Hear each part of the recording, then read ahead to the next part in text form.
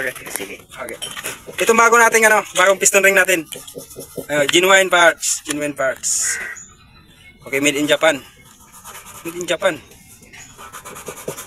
Ayos. Okay. Yung valve seal made in Thailand. Ano? Kanina? Thailand. Okay. Ano ba ang tamang paglagay nito mga kaibigan? O sa iyo na mga nag-aaral o mga baguhan, itong gas ring natin, yung oil ring natin, ayun, mayroong matulis yan sa dulo. Yan, ang paglagay niyan mga kaibigan, ilalagay niyo ito dito sa ng ating dito sa intake natin, dito sa intake. Sa dito sa intake Paano natin malaman mga kaibigan na nasa intake tayo? Kasi andito yung andito yung sulat Mayroong nakalagay na X at mayroong arrow papunta doon. Kapag mayroong arrow na nakaturo papunta doon at ang ibig sabihin ng X house sila mga kaibigan, X house. Papunta yan Tambutso. Pag ganyan. Pero ang ibang mga piston mga kaibigan walang nakalagay dyan na X. Ano ba nakalagay dyan? Intake, in. Papunta dyan carburetor, nakatama dapat yan sa carburetor. Nandito yung carburetor, paganyan siya. Pero dahil exhaust na nakabutang paganyan siya, nakalagay, papunta siya dyan sa Tambutso.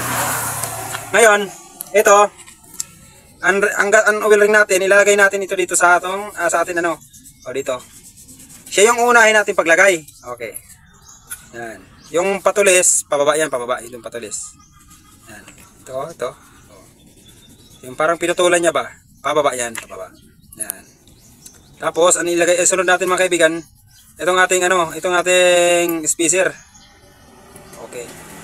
Dito, ilalagay nyo ulit dito sa dito sa baba. Okay.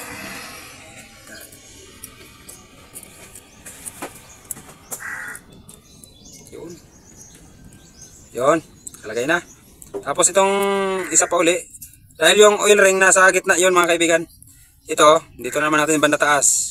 Wag natin silang pagtatapat-tapatin. Kasi kapag nagtapatan sila mga kaibigan, uusok yan. Magkakaroon ng chance yun lang isa makapasok papunta doon sa ulo ng piston natin. Doon sa may spark plug. Kaya hindi yan pinagtatapat-tapat. Yan Yun. Yan. Ganyan ang paglalagay niyan mga kaibigan. Okay. Okay na. Kalagay na. Okay na. Okay, good.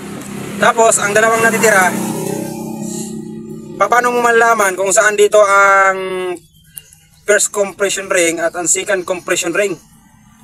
Okay, paano mo malalaman? Sa badya na 100, malalaman mo kaagad kasi kapag tiningnan mo dito, mayroong nakasulat na top 2 at saka top 1. Kung sabihin yung top 1, siya yung first compression ring at yung top 2, siya yung second compression ring natin. Ngayon, ito walang nakalagay lang na sulat R. So, yan, brand lang yan. Okay. Paano natin malaman kung saan sa dalawa nito ang ilalagay natin sa second compression ring dito sa ito? Okay. Ganito sa kulay mga kaibigan, sa kulay. Ang kulay ng first compression ring ay puti. Ang second compression ring ay itim. Ngayon sa ibang mga brand mga kaibigan, walang itim ang kulay, lahat ay puti. Paano mo malaman kung saan doon ang second compression ring?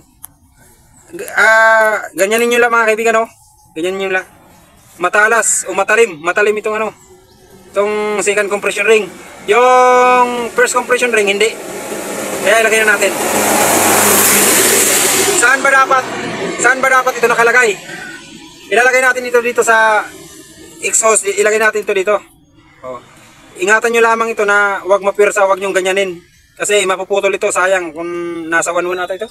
1-1? Kaya napakalaga ang paglagay na sa tama mga kaibigan. Okay. Ilalagay natin dito sa yan. Ito. Yun. Tapos ganyan lang. Tapos dandahanin niyo lang mga kaibigan na hindi maputol. Ganyan lang. Yan. Tapos ganyan pa rin. Tapos ganyan Ayan. Okay yan mga kaibigan. Okay. Huwag niyo itapat dito mga kaibigan ha. Yung pinagdugtong huwag niyo ilagay dito, wag. Dito tayo. Yan. Tapos ito na rin. Okay lang magkaganon, okay lang, walang problema yan. Basta hindi magkatapat-tapat. Ito natin ilalagay. Okay. Ayan. Ayan na mga kaibigan. Yun na. Good na yan mga kaibigan. Okay. Pero kung minsan mga kaibigan, pag naglalagay ako ng ring, dalawang teknik ko mga kaibigan. Itong isa, yung pinagdugtungan nila, doon ko inilagay dito sa sa kabila dito ko. Pwede rin yan mga kaibigan. Ganito na lang natin gawin ganyan. Pwede yan mga kaibigan, okay lang yan. Kasi pag hindi sila nagkatapat-tapat, matagal umusok yan mga kaibigan. Hindi yan uusok. Okay, kaya ilagay na natin.